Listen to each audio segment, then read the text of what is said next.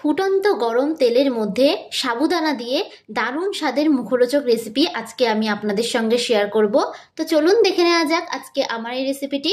নমস্কার বন্ধুরা, রনিতাস ফুড প্লেসে আবারও একবার সকল বন্ধুকে আমি স্বাগত জানাই। আমি আবারও হাজির হয়েছি আপনাদের সামনে নতুন একটি রেসিপির ভিডিও নিয়ে। তো চলুন দেখে নেওয়া যাক আজকে আমার এই রেসিপিটি। তো ভিডিওটা শুরু থেকে শেষ পর্যন্ত দেখার জন্য আপনাদের কাছে আমার অনুরোধ রইল। সবার প্রথমে আমি এখানে একটা মিক্সিং বোল নিয়ে নিয়েছি।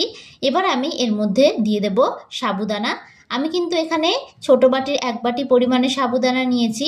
আমি কিন্তু এখানে রেসিপিটা বড় সাবুদানা দিয়ে করছি। রেসিপিটা সাধারণত বড় সাবুদানা দিয়ে করলেই ভালো লাগবে বেশি খেতে। এবার আমি এর মধ্যে কিছুটা পরিমাণে জল দিয়ে সাবুদানাগুলোকে খুব ভালো করে ধুয়ে নেব। যেহেতু সাবুদানার মধ্যে প্রচণ্ড নোংরা থাকে, সেহেতু কিন্তু আমি 2 থেকে 3 বার জল পাল্টে পাল্টে সাবুদানাটাকে খুব ভালোভাবে একটু ধুয়ে নিয়েছি। পরিমাণ অনুযায়ী কিন্তু আমি এখানে 100 গ্রাম সাবুদানা নিয়েছি। আমি এখানে রেসিপিটা আপনাদেরকে কম করে দেখাচ্ছি, তবে আপনারা কিন্তু চাইলে রেসিপিটা বাড়িয়েও করতে পারেন। তো সাবুদানাটাকে আমি ঠিক এইরকম করে পরিষ্কার করে ধুয়ে নিয়েছি। এবার আমি এর মধ্যে আরও কিছুটা পরিমাণে জল দিয়ে এটাকে ভিজিয়ে রাখবো। জলটা কিন্তু এখানে খুব বেশি পরিমাণে দেবেন না, সাবুদানাগুলো যাতে জলের মধ্যে ডুবে থাকে সেই অনুযায়ী কিন্তু আমি এখানে জলটা দিয়ে দিলাম। এবার এটাকে আমি ঢাকনা চাপা দিয়ে 1 ঘন্টার জন্য রেখে দেব। 1 ঘন্টা পর আমি ফিরে আসলাম। তো দেখুন সাবুদানাগুলো কিন্তু খুব ভালোভাবে ভিজে গেছে ও সাবুদানাগুলো কিন্তু কতটা ফুলে উঠেছে। খুব বেশিক্ষণ কিন্তু সাবুদানাগুলোকে ভিজিয়ে রাখবেন না, তাহলে কিন্তু সাবুদানাগুলো গলে যাবে, তো খেতে একদমই ভালো লাগবে না। এবার আমি সাবুদানা থেকে জল ঝরিয়ে নেব। দেখুন সাবুদানা থেকে আমি সমস্ত জলটা কিন্তু ঝরিয়ে নিয়েছি। এবার আমি এর মধ্যে দিয়ে দেব একটা আলু। এখানে আমি একটা মিডিয়াম সাইজের আলুকে আগে থেকে সেদ্ধ করে নিয়েছিলাম। এবার একটা গ্রেটারের সাহায্যে আমি আলুটাকে খুব ভালো করে গ্রেট করে দেব।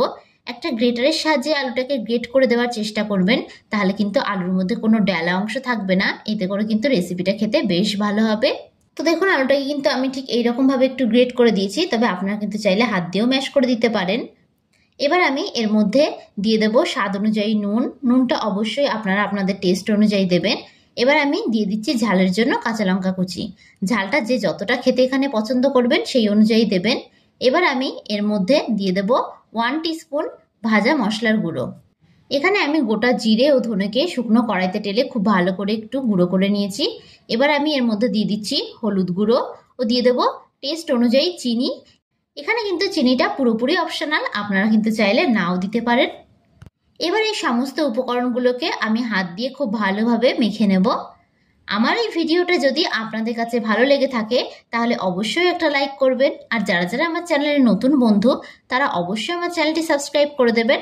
আমার ভিডিওর আপডেট সবার আগে পেতে পাশে থাকা বেল আইকনটা ক্লিক করতে ভুলবেন না। আর যারা যারা ফেসবুক থেকে দেখছেন তারা রনিতাস ফুড প্লেস পেজটিকে ফলো করে দেবেন। তো এইভাবে কিন্তু খুব ভালোভাবে আমি একটু মেখে নিয়েছি, তবে আপনারা কিন্তু এখানে একটু বাইন্ডিংয়ের জন্য ময়দাও দিতে পারেন। তো দেখুন এটা খুব ভালোভাবে মাখা হয়ে গেছে। এবার অন্যদিকে আমি একটা কড়াই বসিয়ে দিয়েছি। কড়াইটাকে আমি খুব ভালো করে একটু গরম করে নেব। এবার আমি এর মধ্যে দিয়ে দেব বেশ খানিকটা পরিমাণে সাদা তেল। এখানে কিন্তু সাদা তেলের পরিমাণটা একটু বেশি করেই দিতে হবে। তো দেখুন এখানে আমি বেশ খানিকটা পরিমাণে সাদা তেল দিয়ে দিয়েছি। এবার গ্যাসের ফ্লেমটাকে আমি হাই রেখে তেলটাকে খুব ভালোভাবে একটু গরম করে নেব। তেলটা কিন্তু খুব ভালো করে গরম হয়ে গেছে। এবার আমি এর মধ্যে আলু ও সাবুর মিশ্রণটাকে ঠিক এইরকম ভাবে হাত দিয়ে একটু চ্যাপ্টা আকারে করে দিয়ে দেব।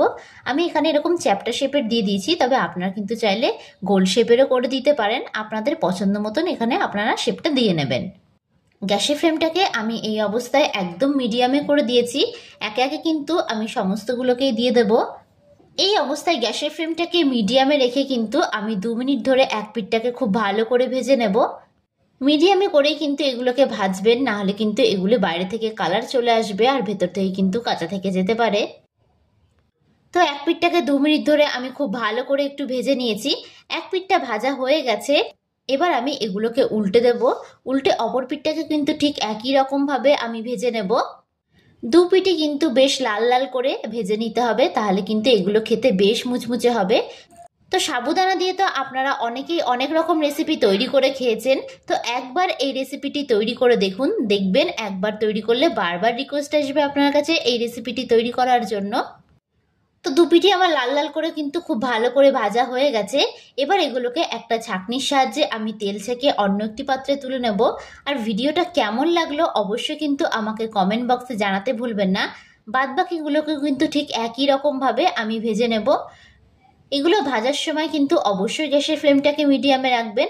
আর এগুলো ভাজতে কিন্তু খুব বেশি সময় একটা লাগবে না। আমার এই ভিডিওটা যদি আপনাদের কাছে ভালো লেগে থাকে তাহলে অবশ্যই একটা লাইক করবেন। আর যারা যারা আমার চ্যানেলের নতুন বন্ধু তারা অবশ্যই আমার চ্যানেলটি সাবস্ক্রাইব করে দেবেন। আমার ভিডিওর আপডেট সবার আগে পেতে পাশে থাকা বেল আইকনটা ক্লিক করতে ভুলবেন না। আর যারা যারা ফেসবুক থেকে দেখছেন তারা রনিতাস ফুড প্লেস পেজটিকে ফলো করে দেবেন।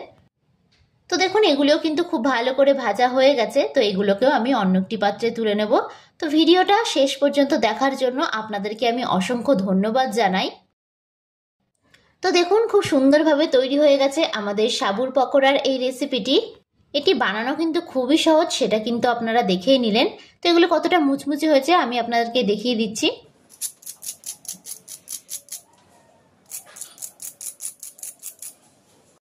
তো আপনারা কিন্তু আওয়াজ শুনে বুঝতেই পারলেন যে এগুলো কতটা মুচমুচে হয়েছে। এইভাবে তৈরি করলে কিন্তু সাবুর পকোড়াগুলো একদম মুচমুচে হবে। তো আজকের মতন আমি বিদায় জানালাম। আবারও হাজির হব আপনাদের সামনে নতুন একটি রেসিপির ভিডিও নিয়ে। তো আশা করি আপনারা সকলে ভালো থাকবেন, সুস্থ থাকবেন। ধন্যবাদ।